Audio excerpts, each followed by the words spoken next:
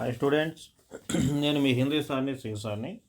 మన 9th class students కోసం Hindi subject మారిన కొత్త బుక్ని దాని ప్రకారంగా ప్రోజులో 5th లెసన్ స్వామి ఆనంద్ గారి చేత రాయబడిన శుక్ర తారేకే సమాన్ లెసన్ని ఈరోజు మనం చెప్పుకోబోతున్నాము. చూడండి, శుక్రతార అంటే ఇది ఆకాశంలో చంద్రుడి పక్కన ఉదయం 2 గంటలు సాయంత్రం 2 గంటలు మెరిసి చంద్రుడిని ఇంకాస్త అందంగా మెరిపింపజేసి ఎంత ఇదిగా ఫాస్ట్గా అది వచ్చిందో అంతే ఫాస్ట్గా అదృశ్యమైపోయేది. అంటే గొప్ప వ్యక్తుల పక్కన ఉండి గొప్ప వ్యక్తులకి అదేవిధంగా సహాయం చేసి అదృశ్యమైపోయే ఇంకొంతమంది గొప్ప వ్యక్తులు అని చెప్పి ఒక ఉదాహరణగా చెప్పడానికి శుక్రతారలతో సమానమైన వ్యక్తి అని ఇక్కడ మహాదేవ్ దేశాయి గురించి ఇక్కడ మనకి పాఠంలో చెప్పడం జరుగుతూ ఉంది. చూడండి నాన్న, మొదటి పారాగ్రాఫ్లో అసలు ఏం చెప్పారు అనేది ఒకసారి మనం చూద్దాం.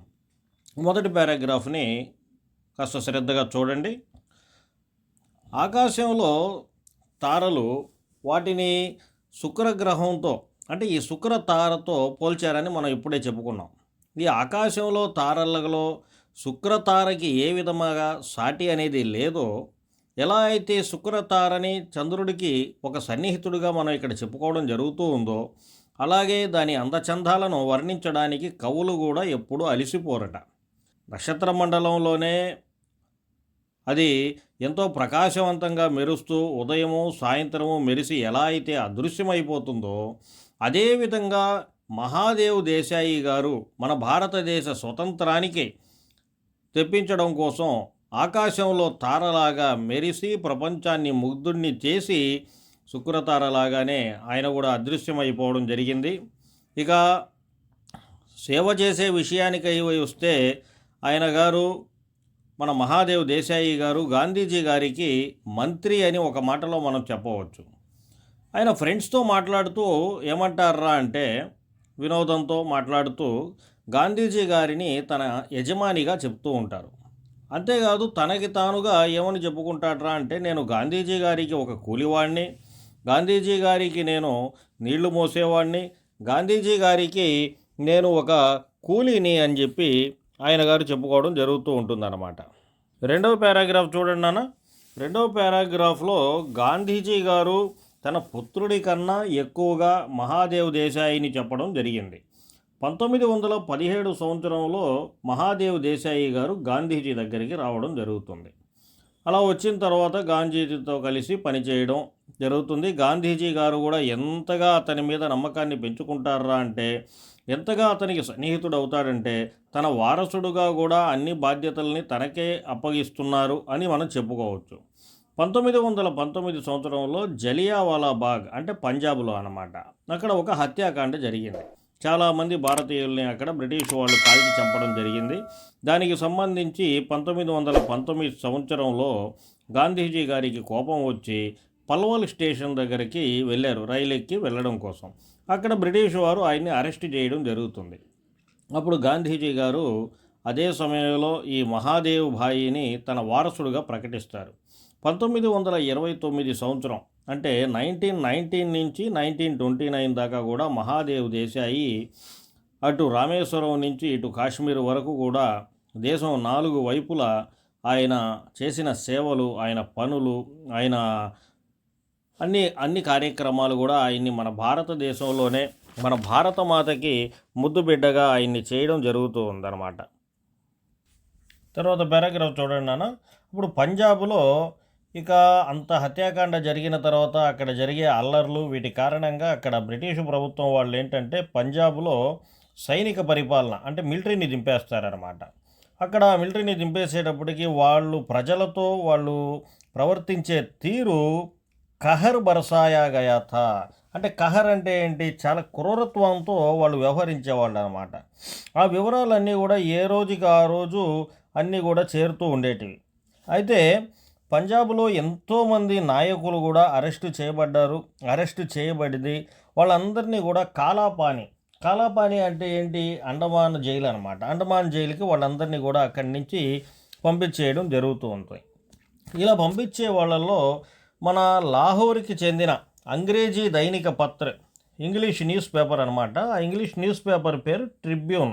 ఆ ట్రిబ్యూన్కే సంపాదక్, ఆ ఎడిటర్ శ్రీ కాళీనాథ్ రాయ్ని కూడా అరెస్ట్ చేసి ఆయనకి 10 సంవత్సరాలు జైలు శిక్షను విధిస్తారు. ఆయన గారిని కూడా అండమానికి పంపించేసేయడం జరుగుతుంది. ఈ విధంగా దాని తర్వాత చూడండి నెక్స్ట్ పారాగ్రాఫ్లో గాంధీజీ గారి దగ్గరికి వచ్చి అక్కడ జరుగుతున్న అరాచకాలు, అన్యాయాలు ఇవన్నీ కూడా, ఈ కథలన్నీ కూడా ఆయన ముందు తెలియజేయడం కోసం ఆ బాధలు పడుతున్న జనాలందరూ కూడా గుంపులుగా గామదేవి దగ్గరికి వచ్చి మణిభవన్ దగ్గర గాంధీజీ గారికి విషయాలన్నీ కూడా తెలియజేసుకుంటూ ఉండేవాళ్ళు.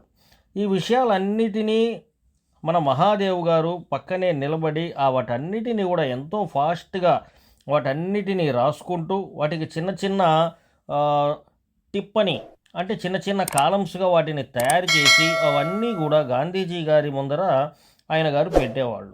అలాగే ఆయన ఎవరెవరితో ఏమేమి మాట్లాడారు, ఏం పరిచయాలు జరిగాయి అవన్నీ కూడా నోట్ చేసుకుంటూ ఉండేవాళ్ళు. గాంధీజీ గారు బొంబాయికి చెందిన ముఖ్యమైన జాతీయ ఇంగ్లీష్ న్యూస్ పేపర్ ఒకటి ఉంది, బాంబే క్రానికల్ అని చెప్పనమాట. ఆ బాంబే క్రానికల్లో ఇవన్నీ కూడా గాంధీజీ గారిని ఎవరెవరైతే కలిసి తమ బాధలని చెప్పుకున్నారో అవన్నీ కూడా ఆ క్రానికల్ అనే న్యూస్ పేపర్లో ఇవన్నీ కూడా దాంట్లో ప్రచురిస్తూ ఉండేవాళ్ళు. ఈ సమస్యలన్నీ ప్రచురించడానికి అసలు దాంట్లో ప్లేసు కూడా సరిపోయేది కాదనమాట. అన్ని సమస్యల్ని తయారు చేసి, అన్ని సమాధానాలని తయారు చేసి దాంట్లో పెట్టేవాళ్ళు. నెక్స్ట్ పారాగ్రాఫ్ చూడండి నాన్న. కొద్ది రోజుల్లోనే ఈ క్రానికల్కి చెందిన ఆ ఎడిటర్ చాలా ధైర్యవంతుడు. ఆయన పేరు హార్నీ మ్యాన్. ఆయన్ని ఏందిరా అంటే మా బ్రిటిష్ ప్రభుత్వం వాళ్ళు దేశ బహిష్కరణ అనే అతనికి శిక్ష వేసి అతన్ని ఇంగ్లాండ్ పంపించేసేయడం జరిగిందనమాట. ఆ రోజుల్లో బొంబాయిలో ఒక 3 లీడర్స్ ఉండేవాళ్ళు. శంకర్లాల్ భయంకర్, ఉమర్ సోబానీ, ఆవిడ జమనాదాసు ద్వారకాదాస్ అని చెప్పి 3 లీడర్స్ ఉండేవాళ్ళు. వీళ్ళందరికీ కూడా ఒక లీడర్గా ఎవరంటే శ్రీమతి బేసెట్ అనే అతను ఒక లీడర్ ఉండేవాడు. అనిబిసెంట్ అని కూడా అంటూ ఉంటారు. అతను ఏంటంటే యంగ్ ఇండియా అని చెప్పి ఒక వీక్లీ న్యూస్ పేపర్ని నడుపుతూ ఉండేవాళ్ళు అనమాట. అయితే ముఖ్యంగా ఏంటంటే క్రానికల్ న్యూస్ పేపర్లో హార్నీ మ్యాన్ ఏమైతే రాస్తూ ఉండేవాళ్ళో వాటిల్లో ఆ ఇన్ఫర్మేషన్ వీళ్ళకి కూడా పంపిస్తూ ఉండేది. దీంట్లో కూడా ఆ ఇన్ఫర్మేషన్ని రాస్తూ ఉండేవాళ్ళు. అయితే ఇక్కడ అరెస్ట్ జరిగి ఆ క్రానికల్ని దేశ బహిష్కరణ చేసి పంపించేసేయడం ద్వారా ఇప్పుడు ఏంటంటే ఈ 3 కూడా గాంధీజీకి అసలు గాంధీజీ అంటే చాలా ఇష్టం. గాంధీజీ గురించిన ఆయన సత్యాగ్రహం ఉద్యమాలకు సంబంధించి ఎన్నో కూడా ఇవన్నీ ప్రచురిస్తూ ఉండేవాళ్ళు. అందువల్ల వీళ్ళు నేరుగా గాంధీజీ దగ్గరికి వెళ్ళి ఆయన్ని రిక్వెస్ట్ చేసుకున్నారు. అయ్యా, మాకు యంగ్ ఇండియా అని చెప్పి ఒక న్యూస్ పేపర్ ఉంది, దానికి మీరే ఎడిటర్గా ఉండాలి అని చెప్పి ఆయన్ని రిక్వెస్ట్ చేసుకోవడం జరుగుతుందన్నమాట. గాంధీజీ గారు ఆయన కూడా చాలా అవసరం కాబట్టి ఇప్పుడు న్యూస్ పేపర్తో ఆయన కూడా దాన్ని ఓకే చేసేయడం జరుగుతుంది. అక్కడి నుంచి అతను ఎడిటర్గా ఉంటారన్నమాట. గాంధీజీకి ఇక పని చాలా ఎక్కువైపోతుంది. ఈ న్యూస్ పేపర్కి సంబంధించిన పనులు గాంధీజీ యంగ్ ఇండియాని మామూలుగా వీక్లీ న్యూస్ పేపర్ వీక్కి ఒక్కసారి పబ్లిష్ చేయడం జరుగుతుంది. కానీ వారంలో 2 సార్లు ఈ సమాచారాలని పెట్టాల్సిన పరిస్థితి వచ్చింది. ఓకే అని అనుకున్నారు. ప్రతిరోజు కూడా వస్తున్న లెటర్స్ అయితేనేమి, జనాలతో జరుగుతున్న పరిచయాలు అయితేనేమి, సభలు మొదలైన పనులన్నీ కాకుండా యంగ్ ఇండియా ఈ వీక్లీ న్యూస్ పేపర్లో అక్కడ రాయాల్సిన మ్యాటర్సు, పంజాబ్కి సంబంధించిన సమస్యలు ఇవన్నీ కూడా ఒక సారాంశంగా తయారు చేసి గాంధీజీ గారు ఇవన్నీ కూడా 3 రోజులకు ఒకసారి వీళ్ళందరూ కూడా మన కవి గారు, నెక్స్ట్ మహాదేవ్ భాయ్ గారు, నెక్స్ట్ గాంధీ గారు, వీళ్ళు 3 కూడా 3 డేస్కి ఒకసారి తయారు చేసి ప్రచురిస్తూ ఉండేవాళ్ళు. అయితే నెక్స్ట్ పేరా చూడండి. యంగ్ ఇండియాతో పాటుగా నవజీవన్ అనే ఒక న్యూస్ పేపర్ వాళ్ళు కూడా వచ్చి గాంధీజీ గారితో కలిసిపోవడం జరుగుతుంది. ఇవన్నీ కూడా ఆ వీక్లీ న్యూస్ పేపర్ అయినా ఈ వీక్లీ న్యూస్ పేపర్ అయినా అన్నీ కూడా అహ్మదాబాద్ నుంచే నడుస్తాయన్నమాట. 6 నెలలు సబర్మతి ఆశ్రమంలో ఉండేదానికి మన స్వామి ఆనంద్ గారు అక్కడికి బయలుదేరారు. మొదట్లో అయితే అక్కడ మన స్వామి ఆనంద్ గారికి అంతా ఆశ్రమానికి సంబంధించిన లెక్కలు పక్కలు చూడడానికి నెక్స్ట్ ఈ న్యూస్ పేపర్కి సంబంధించి ఏవైనా లెటర్స్ వస్తే ఆ లెటర్స్ని పోస్ట్ బాక్స్లో వేయడానికి అలాంటి వాటికి అతను ఉండేవారు అనమాట.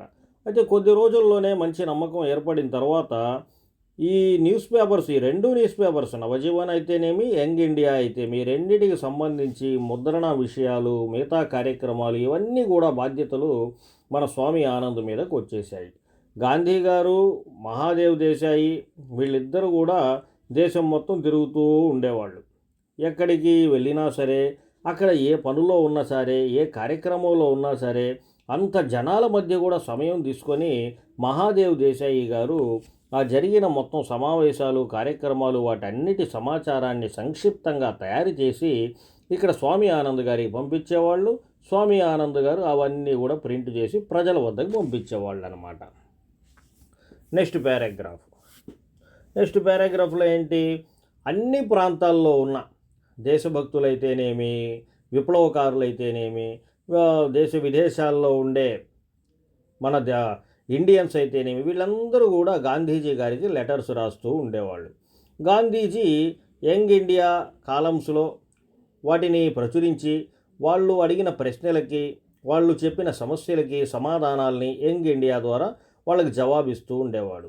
మహాత్మా గాంధీ గారు తాను ఎక్కడెక్కడ తిరుగుతారు, ఎక్కడెక్కడ యాత్రలు చేస్తారు, ఎవరెవరు జనాలతో కలుస్తారు, ప్రతిరోజు ఆయన షెడ్యూల్ ఏంటి అనేది ఇవన్నీ కూడా వివరాన్ని వారానికి ఒకసారి వాళ్ళకి పంపించడం జరుగుతుందన్నమాట.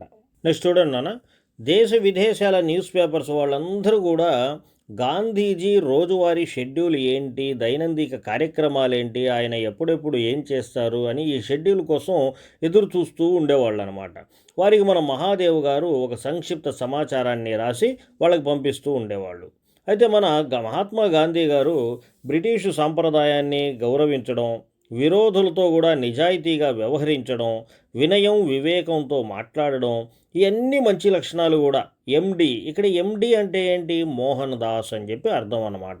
మన మోహన్ దాస్ కరమ్చంద్ గాంధీ గారిని దేశ విదేశాల పత్రికలు కూడా అందరూ, మన ఇండియానే కాదు దేశ విదేశాల పత్రికలన్నీ కూడా ఆయన్ని మన ప్రపంచానికే ముద్దుబిడ్డని చేశాయన్నమాట.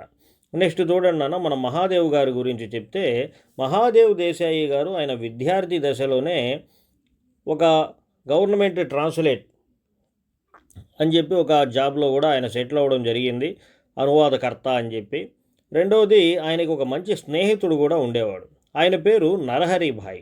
ఇద్దరూ కలిసి లా కూడా కంప్లీట్ చేశారు. అప్పుడు అక్కడ వాళ్ళ పరిస్థితి ఏంటంటే అంటే అబద్ధాన్ని నిజం చేయాలి, నిజాన్ని అబద్ధం చేయాలి, ఇలాంటి పరిస్థితులు ఉండేటివి. వీళ్ళు చూస్తే మంచి సాహిత్యకారులు, మరి ఇక్కడ చేస్తున్న పనేందిరా అంటే అబద్ధాన్ని నిజం చేయడం, నిజాన్ని అబద్ధం చేయడం. అసలు ఈ సాహిత్యానికి సంస్కారానికి అసలు సంబంధం ఉండేదే కాదు. అదే సమయంలో ఠాగూరు, శరత్ చంద్ర ఇలాంటి గొప్ప కవుల కథల్ని చదవడం, వాటిని ట్రాన్స్లేట్ చేయడం, ఇంగ్లీష్లోకి ట్రాన్స్లేట్ చేయడం, ఇలాంటివన్నీ కూడా అక్కడ చేస్తూ ఉండేవారు. అదే క్రమంలో చిత్రాంగద, విధాయిక అభిశాపు అని ఈ కథలన్నిటిని కూడా వాళ్ళు ట్రాన్స్లేట్ చేసేవారు అన్నమాట. నెక్స్ట్ చూడండి అన్న, గాంధీజీ లెటర్స్ వైస్రాయ్కి మహాదేవ్ చేతి రాతతో చేరేవన్నమాట. గాంధీజీ గారు లెటర్ రాస్తూ ఉండేవాళ్ళు ఎవరికి, వైస్రాయ్కి. ఆ వైస్రాయ్కి రాసే ఆ లెటర్స్ ఎవరు, మహాదేవ్ గారు అతను రాసేవాళ్ళు, గాంధీజీ గారు చెప్పేవాళ్ళు. దానికి అతని ప్రకారంగా కొన్ని మాటలు చేర్చి దాని చక్కగా అందమైన మాటలతో లిపిలో రాసేవారు అనమాట. ఢిల్లీలో, సిమ్లాలో అక్కడ ఉండే ఆ వైస్రాయి వాటిని చదివి చాలా హ్యాపీ ఫీల్ అయ్యేవారు. రవి అస్తమించని బ్రిటిషు సామ్రాజ్యానికి రాజు అయినప్పటికీ ఇలాంటి సెక్రటరీ, గాంధీజీ గారి దగ్గర ఉన్న మన మహాదేవ్ గారు లాంటి సెక్రటరీ అంత పెద్ద కింగ్ లాగా ఉన్న వైఎస్రాయికి లేనందుకు ఆయన చాలా ఫీల్ అయ్యేవాడు. అయినా వాళ్ళకి ఎక్కడ ఇలాంటి సెక్రటరీ దొరుకుతాడు, పెద్ద పెద్ద ఆఫీసర్లు, గవర్నర్లు కూడా అనేవాళ్ళు ఒక మాట, ఎంత వెతికినా ఇలా రాసేవారు దొరకరు అని. అసలు ఆ మహాదేవ్ గారు ఎంత బాగా రాస్తారా అంటే చదివే వారిని కూడా ఆయన మంత్రముగ్ధుల్ని చేసేవారు, ఆ విధంగా ఆయన గారు రాసేవారు అన్నమాట. నెక్స్ట్ చూడండి నాన్న, మహాదేవ్ తన చేతితోనే, ఆయనకు అసలు షార్ట్ హ్యాండ్ కూడా రాదు, తన చేతితోనే 1/3 సైజు స్పేస్తో గాంధీజీ మాట్లాడే మాటలైనా, ప్రవచనాలైనా, పరిచయాలైనా, సమాధానాలైనా అన్నీ కూడా చాలా ఫాస్ట్గా రాసేవారు. ఆయనకి షార్ట్ హ్యాండ్ రాకపోయినా కానీ అంతకంటే ఫాస్ట్గా ఆయన వాటన్నిటినీ రాసి గాంధీ గారి ముందర పెట్టేవాళ్ళు అన్నమాట. నెక్స్ట్ చూడండి. దేశ విదేశాల ప్రముఖులు, రాజకీయ నాయకులు, న్యూస్ పేపర్ ప్రతినిధులు, అంతర్జాతీయ సంస్థల నిర్వాహకులు, పాస్టర్స్, గ్రంథకర్తలు గాంధీజీని కలవడానికి వస్తూ ఉండేవాళ్ళు అన్నమాట. అందరూ గాంధీజీ గారితో కలిసి ఏమేమో మాట్లాడుతూ ఉండేవారు. ఆ మాటలన్నిటినీ కూడా మహాదేవ్ గారు ఒక మూల కూర్చొని ఈ చర్చ మొత్తం వినేవాళ్ళు. విన్నది విన్నట్టుగా మొత్తం కూడా పేపర్స్లో రాసేవాళ్ళు. అందరూ వెళ్ళిపోయాక మొత్తం విషయాల్ని మళ్ళీ సంక్షిప్తంగా తయారు చేసి వాటన్నిటిని వివరంగా రాసి వాటిని టైప్ చేసి గాంధీ గారి వద్దకు వెళ్ళి చూపిస్తే దానిలో అసలు చెప్పడానికి వాస్తవంగా మహాదేవ్ గారు అది తీసుకొని వెళ్ళి ఆయనకి చూపిస్తారు. అయ్యా గాంధీ గారు, ఇవన్నీ నేను రాశాను, వీటిలో ఏమైనా మిస్టేక్స్ ఉంటే చూడండి, సరిచేసి మళ్ళీ రాస్తాను అని అంటే అసలు దానిలో మిస్టేక్స్ కానీ కనీసం కామాల తప్పులు కూడా ఉండేవి కావు. ఆ విధంగా మన మహాదేవ్ గారు రాసేవారు అన్నమాట. నెక్స్ట్, గాంధీ గారు మహాదేవ్తో నువ్వు రాసిన మ్యాటర్లో కావాలంటే ఏమైనా కాస్త కలపవచ్చు కదా అనేవారు తమాషాగా మాట్లాడుతూ గాంధీ గారు అనేవాళ్ళు అనమాట మహాదేవ్తో. అయా మహాదేవ్, నువ్వు రాస్తున్నావు కదా, కావాలి అంటే ఏమైనా కొద్దిగా కలిపి రాయొచ్చు కదా అని అంటే జనాలు అది విని నోటి మీద వేలేసుకునేవారు. ఎందుకు? రే మహాదేవ్ ఇంత బాగా రాస్తుంటే ఇంకా కలపాల్సిన అవసరం ఏంది? కలపకుండానే ఆయన అందరినీ అంత మద్రముగ్ధుల్ని చేస్తూ ఉంటే ఇంకా కలపాలనా అని చెప్పి నోటి మీద వేలేసుకునేవాళ్ళు జనాలు. నెక్స్ట్ చూడండి నాన్న, మహాదేవ్ ఎంత గొప్పగా రాసేవాడంటే లూయి ఫిషర్, గుంధర్ లాంటి రచయితలు వారి సమాచారాన్ని మహాదేవ్ సమాచారం నుండి కొంత కలిపి గాంధీ గారి వద్దకు తీసుకుపోయేవారు. మామూలుగా గాంధీ గారి దగ్గరికి మహాదేవ్ ఒక్కడే కాదు, మిగతా వాళ్ళు కూడా ఆయన దగ్గరికి వాళ్ళు రాసిన విషయాలన్నిటినీ తీసుకెళ్ళి గాంధీ గారికి చూపిస్తూ ఉండేవాళ్ళు. అలా చూపిస్తూ ఉండేవో దాంట్లో లూయి ఫిషర్ కానీ గుంధర్ కానీ గాంధీ గారి దగ్గరికి వెళ్ళి వాళ్ళు రాసిన సమాచారాన్ని చూపించేదానికి కొద్దిగా భయపడుతూ ఉండేవాళ్ళు. కానీ మహాదేవ్ గారు రాసిన ఆ విషయాల్ని కొంత కలిపి ధైర్యంగా వెళ్ళేవాళ్ళు అనమాట. అంటే అంత బాగుండేటివి అనమాట మహాదేవ్ గారు రాసే విషయాలు. దాని తర్వాత చూడండి నాన్న, సాహిత్య పుస్తకాల మాదిరిగానే మహాదేవ్ గారు వర్తమాన రాజకీయ సంఘటన సంబంధిత పుస్తకాలు కూడా చదివేవారు. దేశ విదేశాలకు కావాల్సిన మన దేశ రాజకీయ సమాచారం కూడా మహాదేవ్ వద్దే లభించేదన్నమాట. సభలు కానీ సమావేశాలు కానీ నడుస్తున్న రైలు పై బర్తులో కూర్చొని ఆయన తన సంచిలో నిండా పత్రికలు, పుస్తకాలు, పేపర్లు ఏమేమో ఉండేటివి. వాటన్నిటినీ ఎక్కడ ఏ సభకి పోయాడా ఆ సభలో కూర్చునేవాడు, సమావేశానికి పోయాడా సమావేశంలో అయినా సరే, ఏదైనా రైలు పోతూ ఉన్న రైల్లో కూడా పై బర్తులో ఆయన కూర్చొని అక్కడ సంచిలో నుంచి పుస్తకాలు, పత్రికలు తీసి వాటిని చదువుకోవడం, ఇంకేమైనా రాయాల్సింది ఉంటే రాయడం, ఇవన్నీ చేసి యంగ్ ఇండియా కోసం, నవజీవన కోసం విషయాల్ని రెడీ చేస్తూ ఉండేవాడు. మామూలుగా గాంధీ గారు, మన మహాదేవ్ గారు వీళ్ళంతా కూడా దేశమంతా తిరుగుతూ ఉంటారనమాట. ప్రతి స్టేషన్ దగ్గర జనాలు, సభలు, పరిచయాలు, చర్చలు, మాటలు, వీటితో ఆయన అసలు స్నానం కానీ, నిద్ర కానీ, భోజనం కానీ అసలు ఎప్పుడు చేస్తాడో తెలియదు, ఏ సమయంలో చేస్తాడో తెలియదు, అసలు సమయమే ఉండేది కాదనమాట ఆయనకి. అయితే పని మాత్రం 1 గంటలో చేయాల్సిన పనిని ఒక గంటలోనే 4 గంటల పనిని చేసేసేవారు అనమాట. ఆయన పనిలో పడితే అసలు రాత్రి పగలు తేడా లేకుండా చేసేవాళ్ళు. అయితే ఎంత ఇదిగా చేసినా ఒక మాట అయితే చెప్పుకోవాలి మన మహాదేవ్ గారి గురించి, నూలు బాగా ఉడికేవారు అనమాట. పనిలో ఎంత బిజీగా ఉన్నా సరే ఆయన నూలు ఉడకడం మాత్రం మానలేదు. చలో చూడండి నాన్న, ఇక్కడ ఈ పారాగ్రాఫ్లో ఏమంటున్నాడు, బీహార్ కానీ ఉత్తరప్రదేశ్లో కానీ 1000 మైళ్ళ పొడవైన మైదానం ఏంటి? గంగా నది, యమునా నది. ఈ గంగా నది, యమునా నది ఎలాంటివంటే వేరే నదులన్నిటికీ కూడా ఇవి ఒక ఉపకారిలాగా ఉండేటివన్నమాట. అక్కడ ఎంత వెతికినా సరే ఆ మైదానంలోనూ, ఆ ఇసుకలోనూ ఒక్క రాయి కూడా లభించేది కాదు. అయితే ఇదే విధంగా మన మహాదేవ్ గారిలో కూడా ఆయనతో కలిసే వారికి ఆయన మాట్లాడే మాటలు కానీ, ఎటువంటి వ్యతిరేకత కానీ, కోపం కానీ, ఆయన వాళ్ళని ఇబ్బందిగా ప్రవర్తిస్తున్నట్టు కానీ ఇలాంటివేమీ కూడా మన మహాదేవ్ గారి దగ్గర అసలు లభించవన్నమాట.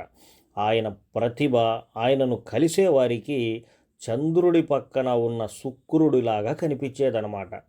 ఆయన్ని కలిసేవారు ఆయన మాట్లాడే విధానం, ఆయన వాళ్ళతో ప్రవర్తించిన తీరు, ఆ ఆనందంలో నుంచి అసలు చాలా కాలం ఆయన్ని మర్చిపోలేరు అని మనం చెప్పుకోవచ్చు. నెక్స్ట్ పారాగ్రాఫ్ చూస్తే మహాదేవ్ గారి జీవితం, ఆయన పనులు గాంధీజీతో కలిసే ఉండేటివి. అంటే 24 అవర్స్ మహాదేవ్ గారు గాంధీజీతోనే కలిసి ప్రతి పనిలో పాల్గొనేవారు, ప్రతి సభలో పాల్గొనేవారు, ప్రతి విషయంలో ఉండేవాళ్ళు, ప్రతి దాంట్లో కూడా. కాబట్టి గాంధీజీని వేరు చేస్తే అసలు ఆయన జీవితం ఊహించుకునేదానికి కూడా అసలు కల్పన కూడా చేయలేమో అని చెప్పుకోవచ్చు. ఇన్ని పనులు ఉన్నప్పటికీ సమయం తీసి ఆయన డైరీ రాసేవాడు, బుక్స్ రాసేవారు. ఆ డైరీ కానీ, ఆ బుక్స్ కానీ అవి ఇప్పటికి కూడా మనకు అందుబాటులోనే ఉన్నాయి. నెక్స్ట్ చూడండి నాన్న, మర్యాద, సంస్కారం, మంచి భాష, మంచి రాత. ఇది కదా మహాదేవుకి దేవుడిచ్చిన వరం. ఎంత మర్యాదగా నడుచుకుంటాడు, ఎంత సంస్కారంతో ఉంటాడు, ఎంత మంచి భాష ఉంటుంది ఆయన దగ్గర, ఎంత మంచి రాత రాస్తున్న ఆ శైలి కానీ, ఇవన్నీ నిజంగా దేవుడు ఆయనకిచ్చిన వరం అనే మనం చెప్పుకోవచ్చు. గాంధీ గారితో కలిశాక ఆయన ఉద్యమాలు, పత్రికల చర్చలు, ప్రసంగాలు వీటితోనే చాలా సమయం, మొత్తం సమయం అంతా దీంతోనే సరిపోయేది. సాహిత్యానికి అసలు సమయం దొరికేది కాదు. ఆయన అసలు పుస్తకాలు ఎప్పుడు రాస్తాడు, కథలు ఎప్పుడు రాస్తాడు, కవిత్వాలు ఎప్పుడు రాస్తాడు, అసలు వీటికి సమయమే ఆయనకి దొరికేది కాదు. అయినా కూడా ఆయన గాంధీజీ ఆత్మకథని, గాంధీజీ సత్యవాదాన్ని ఇంగ్లీష్లో ట్రాన్స్లేట్ చేశారు. అది నవజీవన్లో లాగానే మన యంగ్ ఇండియాలో కూడా పబ్లిష్ అయ్యేవి. అయితే తర్వాత బుక్స్ లాగా దాన్ని మార్చి ప్రపంచం ముందుకు తీసుకురావడం జరిగింది. అవి ఇప్పటికి కూడా మనకు దొరుకుతున్నాయి, అవి ఇప్పటికి కూడా అమ్ముడుపోతూనే ఉన్నాయి. నెక్స్ట్ చూస్తే 1934-35 సంవత్సరంలో గాంధీజీ గారు వర్ధా అనే ప్లేస్ దగ్గరికి అక్కడికి వెళ్ళారు. అక్కడ ఒక మహిళా ఆశ్రమం ఉంది. ఎక్కడది? మగన్వాడీలో అక్కడ ఉన్నట్టుండి మన మహాత్మా గాంధీ గారు సేగాం ఆ సరిహద్దులలో ఒక చెట్టు కింద కూర్చున్నారు. సేగాం అనే సరిహద్దుల దగ్గర ఒక చెట్టు కింద కూర్చున్నారన్నమాట. అంటే ఇంక కొంతకాలం ఇక్కడ ఉందాము, ఇక్కడ జనాల సుఖదుఖాలని తెలుసుకుందాము అని చెప్పి మన మహాత్మా గాంధీ గారు అక్కడ ఉందామని డిసైడ్ అయ్యారు. ఆయన అక్కడ చాలా ఖాళీ ప్రదేశం, జనాలు కూడా పెద్దగా కనబడేవాళ్ళు కాదు. అక్కడ ఉన్నారు. అక్కడ ఉన్న తర్వాత నిదానంగా ఒక 2 గుడిసెలు ఏర్పడ్డాయి. హట్స్ అనమాట, జోంపడి అంటారు. 2 గుడిసెలు ఏర్పడ్డాయి. క్రమంగా కొన్ని ఇళ్ళు ఏర్పడ్డాయి. కొంతకాలం అక్కడ గడిచింది. మహాదేవ్ గారు ఎప్పుడు కూడా మహాత్మా గాంధీతో పాటే ఉంటారు కదా మహాదేవ్ గారు. మహాదేవ్ గారు ఏం చేశారు? తన భార్య దుర్గా బెహెన్ అంటే ఎవరో కాదు నాన్న, మన మహాదేవ్ గారి భార్య అనమాట. దుర్గా బెహెన్ చిరంజీవి నారాయణతో కలిసి ఆ మగన్వాడీలోనే ఉండేవాళ్ళు. అక్కడి నుంచే రోజు మండుతున్న ఎండ, ఆ ఎండలో సేవాగ్రహకి వెళ్ళేవారు. అక్కడ రోజంతా పనిచేసేవాళ్ళు. నడిచి వెళ్ళేవాడు, నడిచి వచ్చేవాడు. ఇదే క్రమంగా జరుగుతూ ఉండేది. మొత్తం 11 మైళ్ళు స్థలం. రోడ్డు ఎంత దూరం రా అంటే రాను పోను రెండూ కలిపి 11 మైళ్ళు ఉండేది. చాలా కాలం ఇలాగే జరిగింది. అయితే వాతావరణం, అక్కడ ప్రతికూల పరిస్థితులు ఇవన్నీ కూడా అక్కడ అంతకాలం ఉండేటప్పటికి ఒక్క మాటలో చెప్పాలంటే ఇవే ఆయన గారు చివరి రోజులు ఆయన చనిపోవడానికి అవి కారణం అయ్యాయి అని మనం చెప్పుకోవచ్చు. ఈ విధంగా ఆయన గారు మహాదేవ్ గారు 1942 సంవత్సరం ఆగస్టు నెల 15వ తేదీన అక్కడ ఆయన గారు చనిపోవడం జరిగింది. అయితే ఈ విధంగా చనిపోవడం ఇది చాలా గాంధీజీ గారి మనసుని చాలా గాయం చేసింది. ఆయన ఎప్పుడు కూడా ఒక మాట అంటూ ఉండేవాళ్ళు గాంధీ గారు, ఈ విధంగా చనిపోవడం నా మనసుకి చాలా గాయం చేసింది, నేను తట్టుకోలేకపోతున్నాను అని చెప్పి గాంధీజీ గారు ఎప్పుడు కూడా బాధపడుతూ ఉండేవాళ్ళు. అయితే దాని తర్వాత ప్యారేలాల్ గారు ఈ మహాదేవ్ గారి బాధ్యతల్ని తాను తీసుకొని గాంధీజీ గారికి చాలా సన్నిహితుడిగా ఉండి గాంధీ గారికి అన్ని విషయాల్లోనూ మహాదేవ్ గారి లాగానే ఉన్నారు. అయినా కానీ మహాత్మా గాంధీ గారు ఎప్పుడైనా ఏదైనా పనికి పిలవడానికి నోరు తెరిచి మా ప్యారేలాల్ అని అనడానికి బదులు వెంటనే ఆయన నోటి నుంచి ఒక మాట వచ్చేసేది, మహాదేవ్ అనేవాడు. ఎందుకురా అంటే అంత సన్నిహితుడైపోయాడు, అంత మంచిగా ఉన్నాడు, పుత్రుడితో సమానం మహాదేవ్ గారు, అంత గొప్పవాడు నాయన. అది విషయం. ఏనా నా పిల్లలు, అర్థమైందా? మహాదేవ్ ఎంత గొప్పవాడంటే అతని గొప్పతనం మాటల్లో మనం చెప్పలేము అని చెప్పవచ్చు. ఇది ఓకేనా నా పిల్లలు?